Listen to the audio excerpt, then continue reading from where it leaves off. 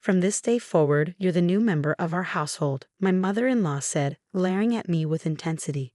"You're at the very bottom of the family hierarchy and responsible for all the chores. Understand?" Her voice was stern, with no room for negotiation. "What? All of them?" I stammered, struggling to process her demand. "Can't you follow simple instructions?" she snapped. "You must have a poor memory." "Yes, I'm sorry," I mumbled, my voice shaky. I desperately looked at my husband for support, but he avoided my gaze, as if he had no part in this. This wasn't the life I had imagined, but I felt something ahead would soon change everything. "My name is Aubrey. A few years ago, when I turned 30, my parents started urging me more and more to settle down. One day, I attended a home party hosted by a friend and met a man there. We clicked unexpectedly and soon began dating. A year and a half later, we married. Looking back, I regret not giving marriage more thought. I rushed into it, trying to ease my parents' worries. My mother, always anxious, called me almost weekly, fearing I'd be alone forever. When I finally told her I was getting married, she wept with joy. My husband, Hector, was a good average man. We got along well with no major arguments, so when he proposed, I said yes right away. After our wedding plans were set, one day while having dinner, Hector surprised me. "Actually, I've been thinking about my parents," he said. "Being the oldest son, I'd like to live with them, if possible." "Wait, live together?" I asked, surprised by his sudden suggestion. "Yes," he confirmed. "I think it's important to take care of them." I was taken aback that Hector, who hadn't mentioned his family much before, cared so much about them. Living with your in-laws after marriage is quite common, or so I thought. So without giving it too much thought, I agreed. We moved into his parents' house right after our wedding. On the first day we lived together, I nervously arrived at my in-laws' home with Hector. I'd met his parents during the wedding preparations, but living together was a new and intimidating step. I thought everything would be fine. We'd share chores, and I feel welcome. But reality hit me hard as soon as we arrived. "I'm relying on you from now on," my mother-in-law said sternly at the entrance. "You're the newcomer here. You're at the bottom of the totem pole and are in charge of all the household chores." "Got it?" "What?" "All of them," I stammered, overwhelmed. "Can't you understand simple instructions?" she snapped. "You must have a bad memory." "Yes, I'm sorry," I muttered, panicking. I turned to Hector, hoping for support, but he avoided my gaze. Before the wedding, he'd reassured me that since his parents were healthy, I wouldn't need to worry much about the housework. This felt like a nightmare. I asked Hector when we went to our room. "What's going on?" "I've been told to do all the chores." "You promised I wouldn't have to worry about them." I asked, frustrated. "Huh? Did I say that?" He feigned confusion. "You did." I insisted. "As the eldest son's wife, you're supposed to help with the chores." He waved it off. "We're living here, so don't complain." I couldn't believe it. Hector wasn't going to back me up. He didn't care. And so began my exhausting life of living with my in-laws. From dawn to dusk, I was responsible for all the chores. Fortunately, I worked during the day, so I wasn't home then, but mornings, evenings, and weekends were endless rounds of tasks at their whim. Nothing was ever good enough. "Why is there still dust here?" my mother-in-law would yell. One morning, I tried to take a bath early, but she stopped me. "Since you're the new member of the family, it's common sense to be the last to take a bath," she scolded. There were nights I couldn't bathe until after midnight. It was unbearable. My in-laws never helped with anything, and neither did Hector. Yet they all found ways to complain. I couldn't keep up with everything, but if I said anything, it would come back on me tenfold. Each day drained me. Despite my best efforts, the complaints never stopped. The exhaustion left me with little energy, and my sister-in-law, whom I had hoped would be my ally, turned out to be just like the rest. "Since you're part of the family now, it's only natural you listen to what your sister says," she said, while regularly taking my personal items without asking. One evening, I confronted Hector about it. "Hey, I think your sister is stealing my cosmetics," I told him. "Seriously? She'd never do that," he dismissed me. "And anyway, she's your sister now, so you should get along with her. Honestly, she already thinks you're difficult and don't contribute enough." His words left me speechless. I realized that nobody was on my side, not even Hector. I felt so alone and trapped. I couldn't bring myself to divorce him, even though part of me longed to escape. My parents were so happy about the marriage, and the thought of hurting them was unbearable. You have a family now. I'm relieved, my mother had said, wiping away tears of joy. Her words echoed in my mind during the toughest moments. Divorce would feel like betrayal, and I couldn't bear it. Then one evening, my sister-in-law announced something unexpected at dinner. I have something to say, she began seriously. I'm getting married. Really? That's amazing, I said, genuinely happy for her. Everyone else, including Hector, cheered with excitement. I joined in, but my sister-in-law coldly dismissed my congratulations. I wasn't talking to you specifically, she said, indifferent. Her lack of warmth didn't bother me. In fact, I was relieved. One less person to deal with in the house meant less trouble for me. The conversation soon shifted to her wedding details, and everyone was eager to discuss the plans. Her wedding went off without a hitch, and after the registration, she moved in with her fiancé.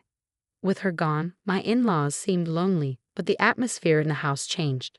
The constant mistreatment I faced lessened, and I felt a sense of relief. I made sure to hide my feelings, not wanting anyone to notice that I was secretly glad she was gone.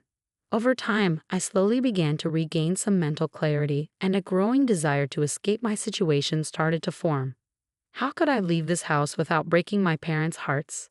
I spent a lot of time thinking about this. Then I realized something unusual: my husband's increasingly late arrivals home.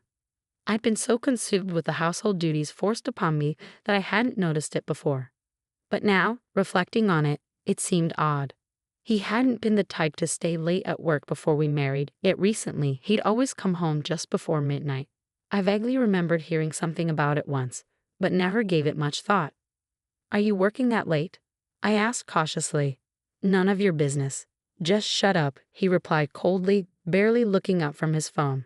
I didn't push further. Even though he was coming home late, I thought it was no big deal, or at least that's what I convinced myself. But curiosity gnawed at me, so on my day off, I told my mother-in-law I was going grocery shopping and instead went to withdraw my savings from the bank. I made my way to a detective agency to investigate. Soon, the results came in. The investigator showed me a photo of my husband with another woman, confirming he was having an affair. The woman was a co-worker of his, and from what the detective gathered, their relationship had started before our marriage. The investigator even played me a recorded conversation they had at a bar. I married my wife so she could take care of my parents. She's doing her job. My husband's voice echoed through the recording. Really? You married her even knowing that? The woman responded. Are you jealous? You're the one I love, he assured her. I felt an overwhelming urge to crumple the photos, but I reminded myself that these were important pieces of evidence, so I managed to keep my composure. It became clear to me then that my husband had been dumping responsibilities on me while enjoying time with his mistress. Determined to take action, I consulted a lawyer on my next day off. That week, my in-laws and husband continued their usual cruel behavior. But this time, I made sure to record every single incident of verbal abuse. After a few days of consulting with the lawyer, an unexpected development occurred. My sister-in-law, who had recently married and moved into her husband's family home, returned to visit, crying. She seemed exhausted and clung to me as she sobbed. As I cleaned, I overheard a conversation between her and my in-laws. To my surprise, my sister-in-law was being blamed by her husband's mother for not doing enough housework. I can't do this anymore, she said, her voice trembling. You're doing fine. Don't complain. Your husband understands, my father-in-law said dismissively. Exactly, my mother-in-law added. Be grateful that he helps at all. They tried to console her, but then my husband spoke up. It's shameful not to protect your wife, sis. You should leave him. Hearing this, I thought to myself, wait, you've got the nerve to say that. And before I knew it, my frustration exploded. Wait a minute. You think you have it bad. After everything you've done to me, now it's coming back to bite you, I said, unable to hold it in. Instantly, my in-laws turned red with rage. Don't make jokes. Who do you think you are, Hector's wife? My father-in-law shouted. Don't you have any empathy? My husband added. You're not even human, my mother-in-law screamed. Despite their anger, my sister-in-law tried to play the victim. How could you? You don't understand my feelings at all, she exclaimed. Oh really? I understand your feelings just fine. I've been bullied by all of you for so long, I snapped back. The old me would have never dared to respond like this, but I couldn't stop myself now. Seriously, have you all realized that what you're doing to me is exactly what your husband's family is doing to you? And you have the nerve to offer empty platitudes. Aren't you ashamed?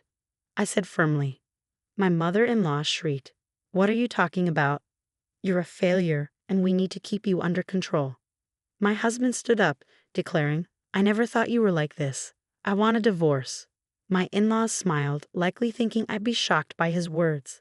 I'm fine with a divorce, but just know I'll claim my fair share of the assets, I replied calmly. Huh?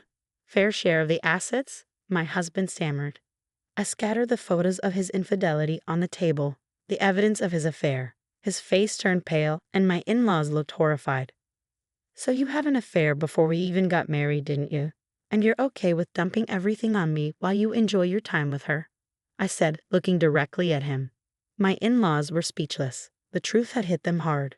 My mother-in-law muttered, Hector, this can't be true, right? It's all a lie, isn't it? They were in shock, unable to process the fact that their son had married me just to avoid caring for them. My mother-in-law's face drained of color, and she lowered her head. As for the divorce, my lawyer will give you further instructions. Please follow them, I said firmly before walking out, leaving my in-laws behind. From that moment on, things fell into place. With the evidence of my husband's affair, the recordings of my in-laws' verbal abuse, and my lawyer's guidance, the divorce went smoothly. My husband's affair was exposed, and it led to a divorce between the other woman and her husband as well. Her husband even demanded compensation, and my husband had to take out loans to pay it. The affair became public at my husband's workplace, and he was mocked by his colleagues. Unable to handle the shame, he resigned from his job. Meanwhile, I quietly returned to my parents' house. They were surprised at first, but when I explained everything, they hugged me tightly, tears in their eyes. It's our fault. We should have noticed what you were going through. We're so sorry, they said, apologizing through tears. At that moment, I knew everything had come to an end, and I felt a weight lift off my shoulders. Tears streamed down my face as I finally felt free. From that day forward, I stayed with my parents, commuting to work, and I successfully transferred to a new department. Life became peaceful, and I realized that despite my regrets over not acting sooner, I had found peace through my own strength. Now I live each day without regrets, cherishing my freedom and the lessons I've learned. Thanks for watching. See you again in the next video. Stay stunned.